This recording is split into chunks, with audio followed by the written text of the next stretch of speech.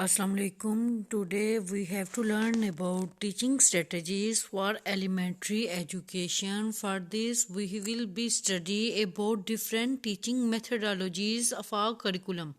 Okay. Now we will study about teaching methodologies ठीक है for elementary education. So, first, I will introduce yourself. Whether teachers are entering their first year in the classroom or they are classroom experts, educators are always searching for new ways to improve the learning experiences for students. By learning new strategies and teaching methods, educators can promote learning and actively stimulate children's natural thirst for knowledge. The impact of an effective elementary school teacher can remain with a child for the rest of his or her life. Lecture method. The lecture method is defined as the method of instruction in which the instructor has full responsibility for presenting fact and principles orally. Lectures may be formal or informal. Formal lectures are those type of lecture that are primarily used when presenting information to large groups. Communication is virtually a one-way communication from instructor to students. Informal lectures. For informal lectures include active students' participation. Learning is best achieved if students participate actively in relaxed atmosphere. Therefore, the informal lecture is encouraged over the formal. Now, here we define about lecture method and its types. The lecture method is the method of instruction in which instructor has full responsibility for presenting fact and principles orally. Lectures are formal or informal. Informal lecture, whole class, large group of class is presented by lecturer. Communication is virtually a one-way communication from instructor to the students. In informal lecture, it includes active student participation or group learning study. Learning is best achieved if students participate actively in a relaxed atmosphere. Therefore, the informal lecture is encouraged over the formal. Next, what are the advantages of lecture method? The main advantage of lecture method is that it provides an economical and efficient method for delivering substantial amount of information to large number of students. It affords a necessary framework or overview for subsequent learning, for example, reading assignments, small groups activities, discussion. It affords current information more up to date than most texts from many sources. It provides a summary or synthesis of information from different sources. It creates interest in a subject as lecturers transmit enthusiasm about their discipline. Next are disadvantages of lectures. It does not afford the instructor with the way to provide students with individual feedback. It is difficult to adapt to individual learning differences. It may fail to promote active learning unless other teaching strategies such as questioning and problem solving activities are incorporated into the lecture. These three are main disadvantages of a lecture method. Next.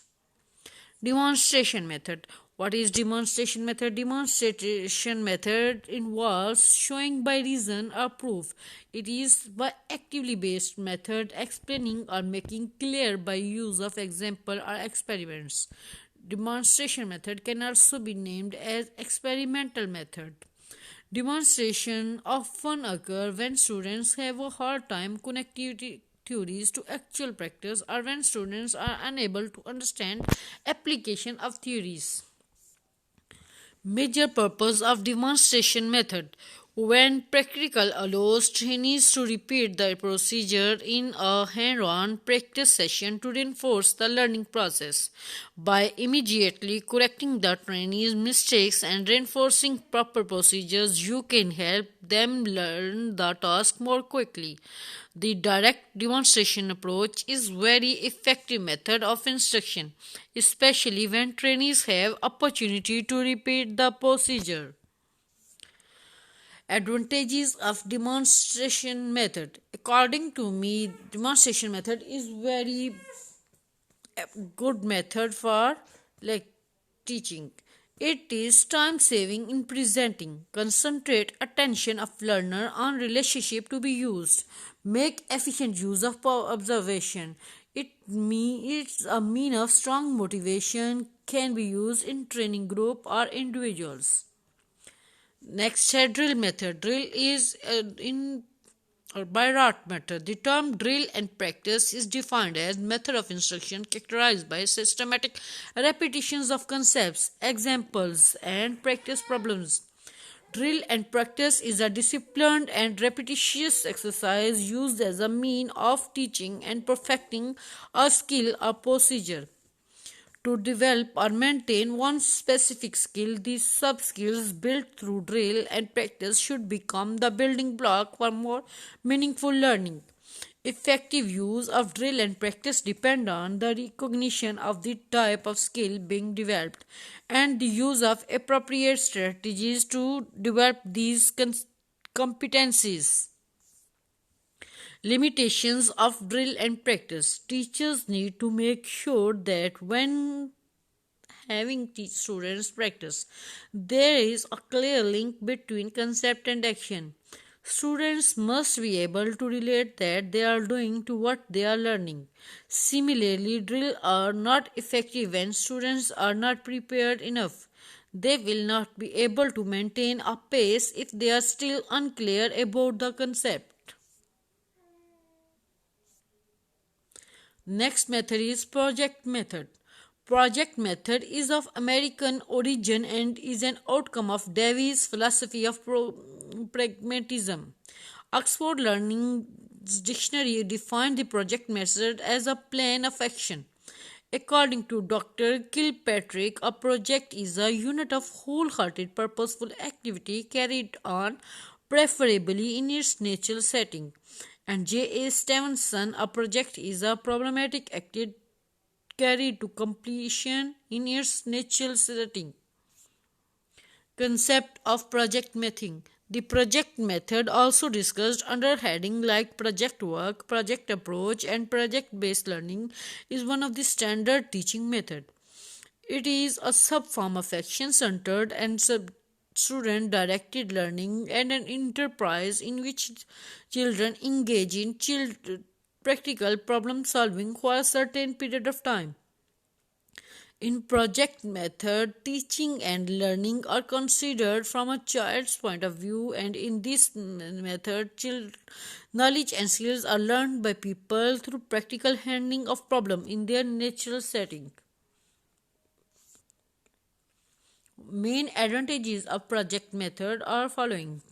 The project method is based on sound psychological principle and laws of teaching which provide scope for independent work and individual development. It promotes habits of critical thinking and encourages the student to adopt problem solving method. It helps in enhancing social interaction, inculcates spirit of cooperation and exchange of experiences among the students. Disadvantages of project method. The project is uneconomical in terms of time and is not possible to fit into the regular timetable. It does not provide any training in the mathematical thinking and reasoning. The learning is incomplete and uniform learning or balanced learning is not possible for all students as each student perform a different activity. Textbook and instructional material are hardly available. It is an expensive method as it makes use of lot of resources which are not immediately available in the school. Syllabus cannot be completed on time using this method. Phases of project method. Project method teaching involves three main phases. In phase 1, teacher build an interest in the topic by encouraging students to share personal relevant stories that act as a guideline to help formulate questions to investigate. In phase 2, the teacher enables students to go on field trips, interviews experts such as waiters, farmers, or nurses, depending on the time of topic of the study, and share the new knowledge with their classmates. In phase 3, the teacher guides the study to its conclusion and help the children review their achievement. Problem solving approach or inquiry method. The use of and evidence behind two related students centered approach to teaching has grown significantly over the past decades. Problem solving approach and inquiry method. Each of these terms define a type of learning environment that is similar to one another but has over time been defined slightly differently. Role of a teacher. These are major issue. Role of a teacher. Give suggestion, not answers. Offer a problem solving heuristic approach by students. Teach a variety of problem solving strategies. Allow time for the student to struggle with the problem. Choose the problem that requires time to think through a solution. Provide a variety of problems. Allow students time to practice a heuristic and strategies. Give similar or the same problem in different ways. Role playing games and stimulation. Purpose of role play involve imagination. And what is imagination? Imagination is more important than knowledge. For knowledge is limited to all we know and understand, while imagination embraces the entire world and all there ever will be to know and understand. Albert Einstein. According to Albert Einstein, role play involves imagination, and imagination is more important than knowledge. For knowledge is limited to all we know and understand, while imagination embraces the entire world and there are be to know and understand. Principles for effective role playing. As a teaching technique, role playing is based on philosophy that meanings are in people, not in words or symbols. If that philosophy is accurate, we must first of all share the meaning, then clarify our understandings of each other's meaning, and finally, it necessary change our meanings. Basic role playing procedures. Prepare of class for role play. Give clear instruction. Act out role plays. Developing interpersonal skills and teaching styles. Fostering personal relationship with students. Developing interpersonal skills.